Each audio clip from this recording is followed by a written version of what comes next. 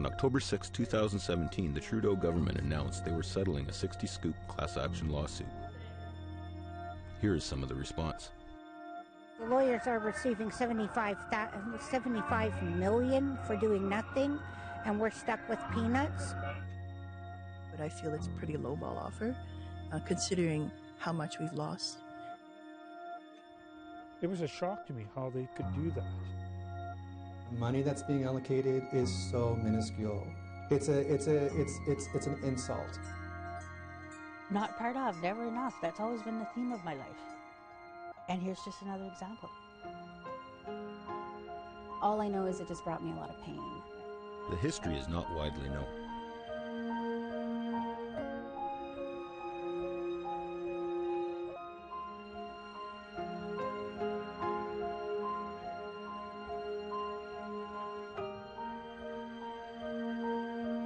The sad part of it is that even though the settlement has come, it has come decades after the issue and the problem of the disproportionate number of Indigenous kids in care was understood and known. Author Patrick Johnston is credited with coining the often used phrase, 60s Scoop. He did extensive research in the 80s and even published one of the first books on the topic, Native Children and the Child Welfare System. The first time I heard the term, I was interviewing a white social worker in a rural part of southern British Columbia.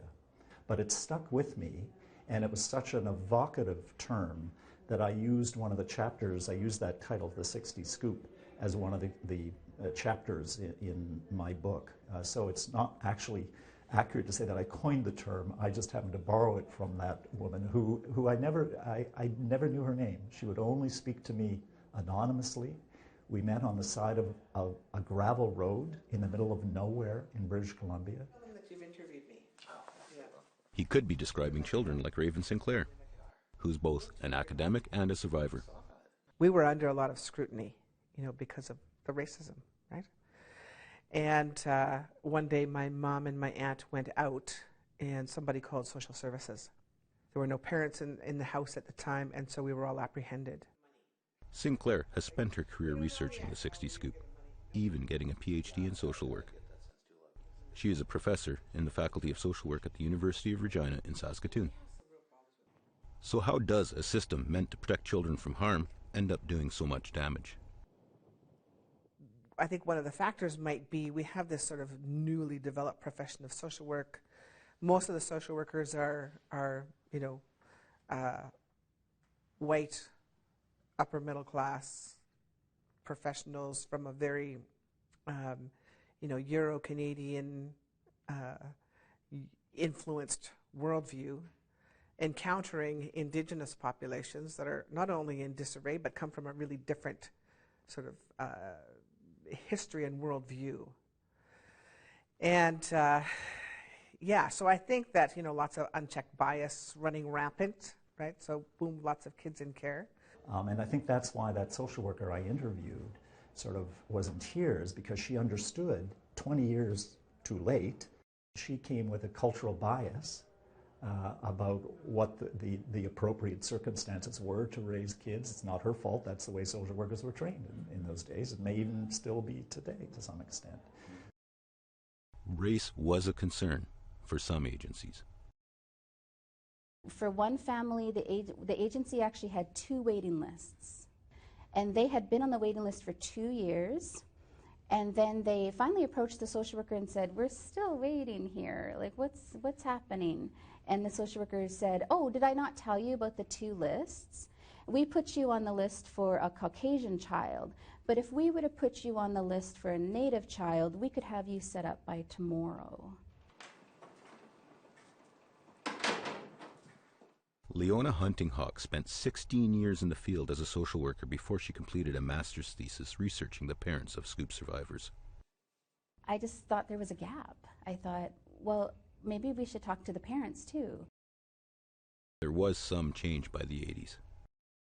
In 1980, for example, there was a protest in front of the BC Minister of Human Resources' home.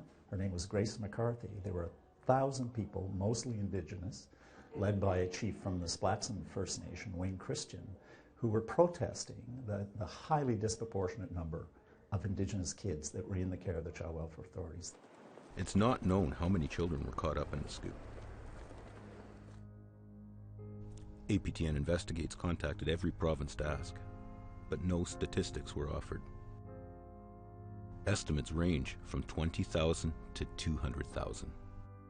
A 1963 Canadian Press article says child welfare directors from Alberta and Saskatchewan estimated 4,500 Indigenous kids in care in the 4 western provinces alone, just in the year 1963. Manitoba had imposed a moratorium on U.S. adoptions the previous year, but children were still sent all across Canada.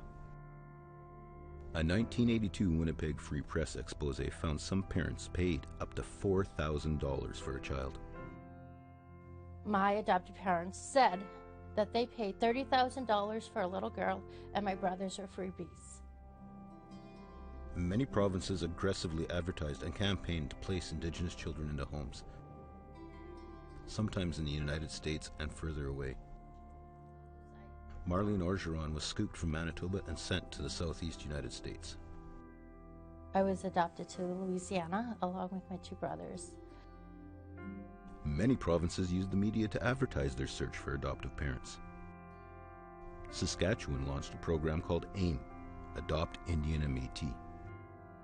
The AIM program actually didn't apprehend the kids. The AIM program was sort of a secondary or a process. So children were apprehended by social workers, right? And then the AIM program was really just to find homes for the kids.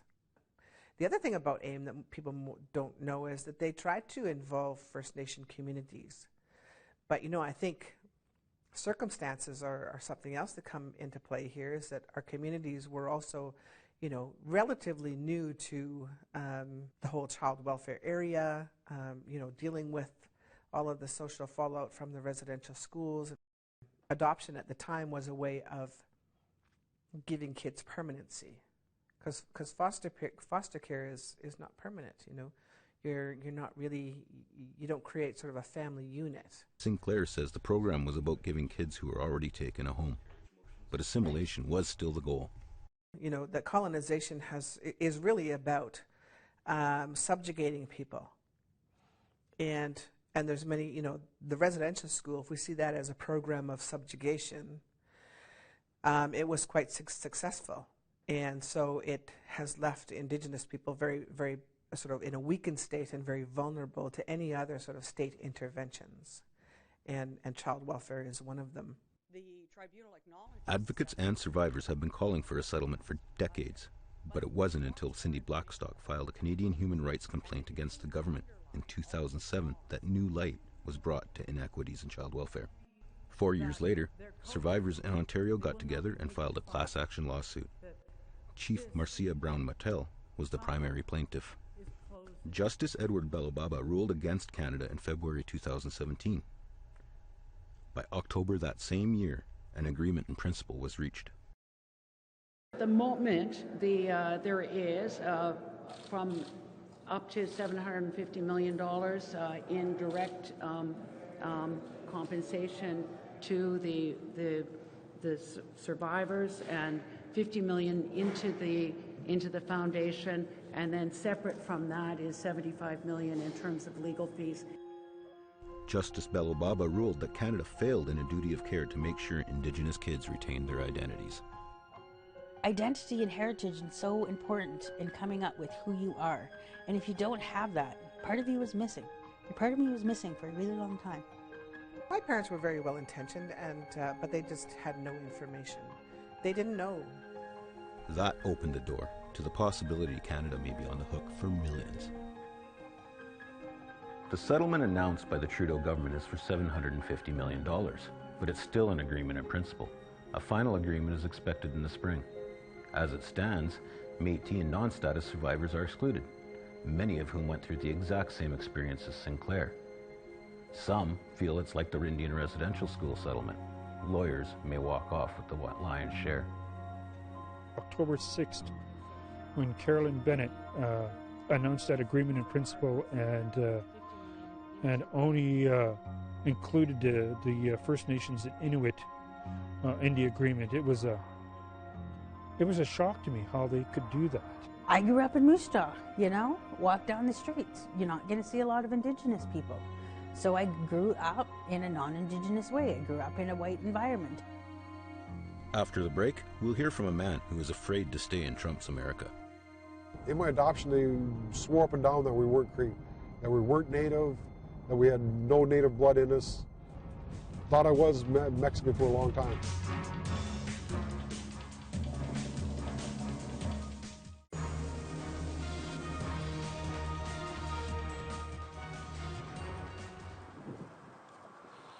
I went to school in Mossbank. The farm was near Crevel's. Yeah, Crevel, Saskatchewan. Scooped as a young child, Dietz spent her preteen years here on a farm southwest of Moose Jaw, Saskatchewan. I had 2 older brothers, and me and my sister were adopted into the family. She is my biological sister. We have the same mom.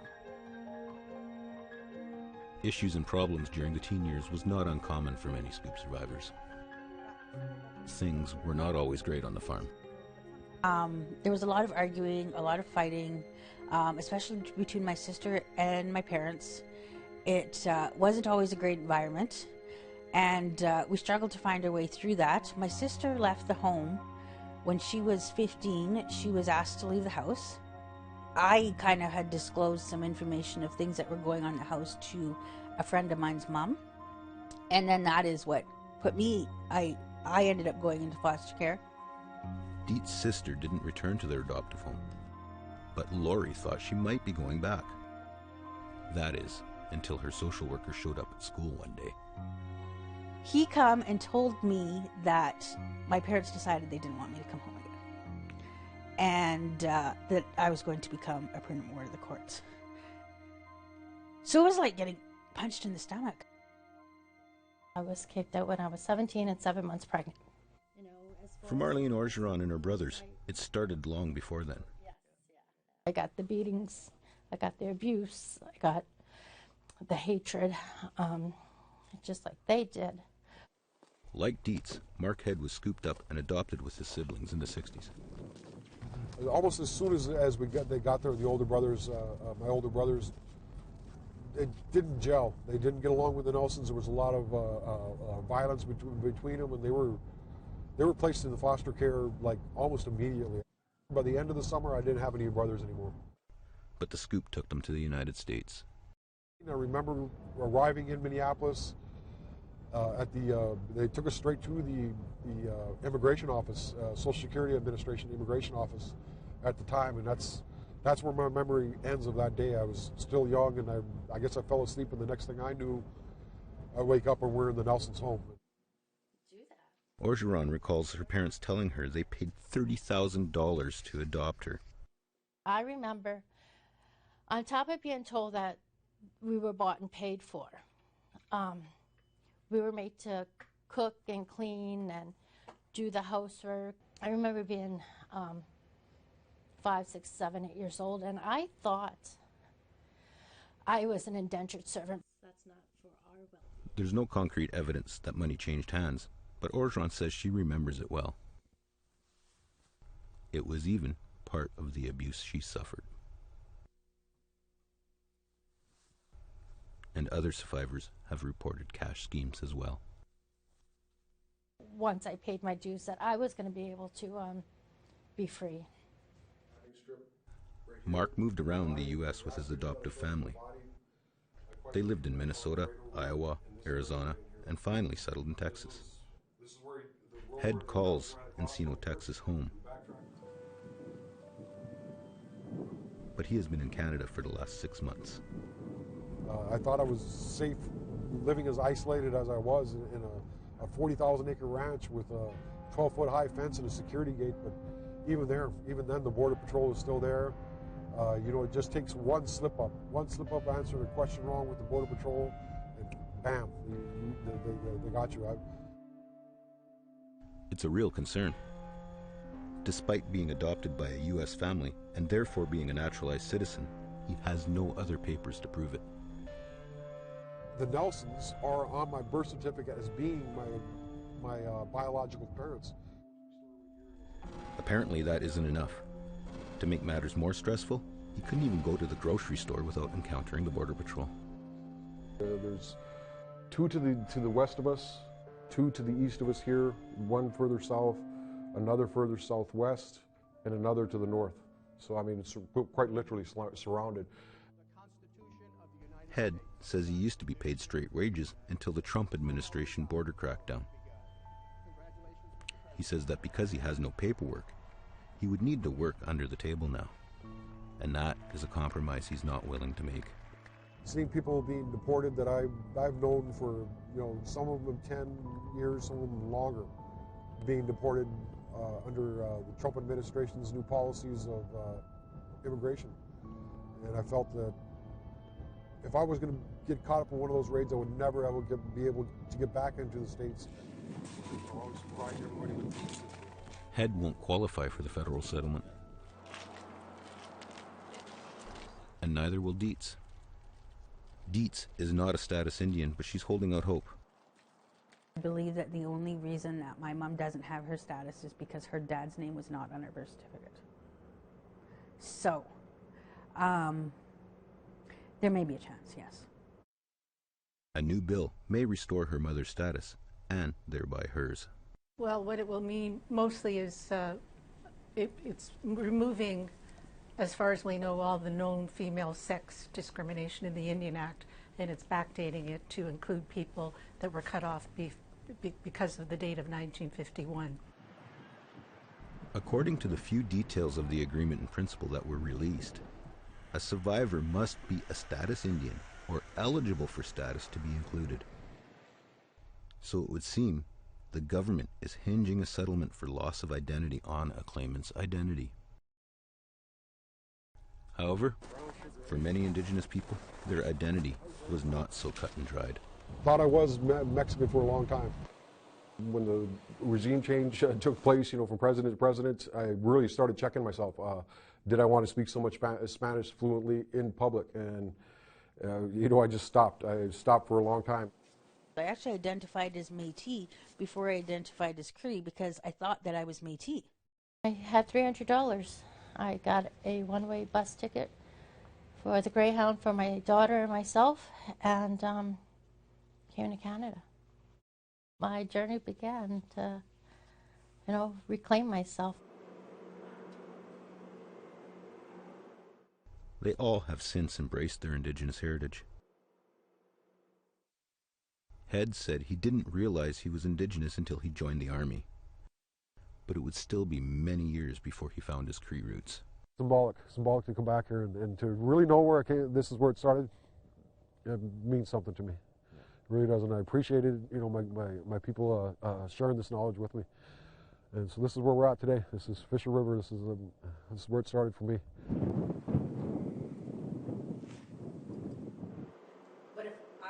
Dietz identified as Métis until her mid-20s because she didn't really know where she came from. We had received a letter from social services talking about our birth families, but even that wasn't true because my maternal grandparents weren't even alive when that letter was made. Something common to many Scoop survivors. My adoptive family didn't have any information. They got this little, sheet of paper from social services that was kind of made up information. Dietz eventually embraced her culture and shared it with her son Alex. He now carries a fierce pride and awareness. I didn't even have the ability to stand up and say, I'm Indigenous. My son can stand up and say, I'm Indigenous, but people will still try and make him believe that he shouldn't be proud of that.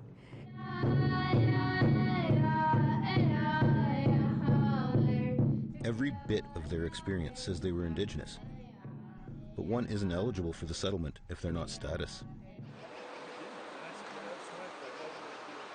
The Métis don't qualify either.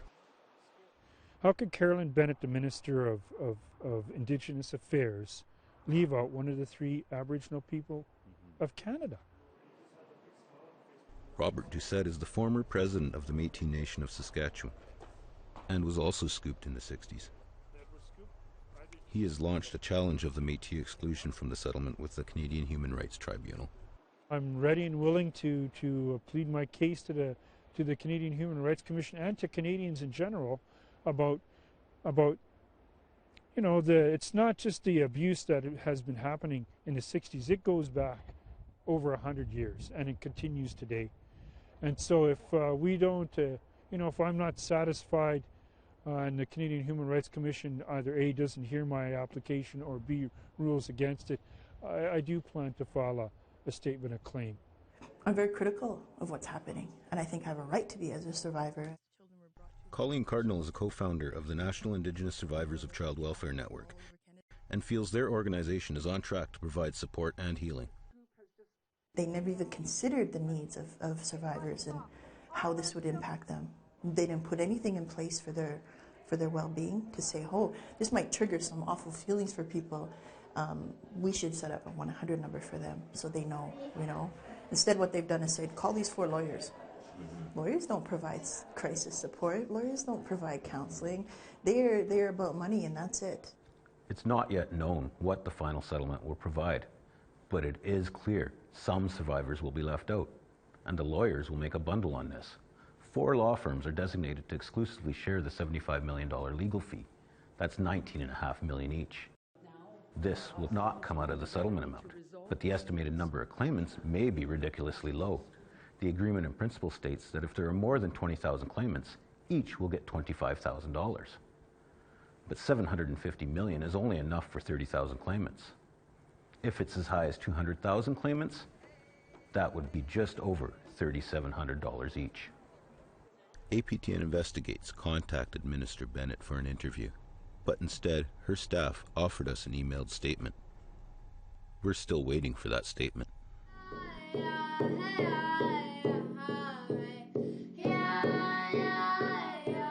We would have asked them to explain why Mark Head, Laurie Dietz, and so many others were left out. But we didn't get that opportunity.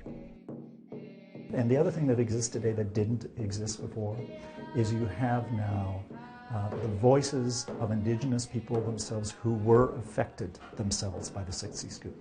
They now have voice. Other adoptees are saying, well, you know, what about all of the harm that was committed? I mean, yes, loss of culture was a huge harm, loss of culture, language, but what about the abuse? What about, you know, all of these other things that happened? And I mean, we're just going to have to take it one step at a time. I think it has to come through healing. Do better. It's not good enough. It's not good enough. Do better.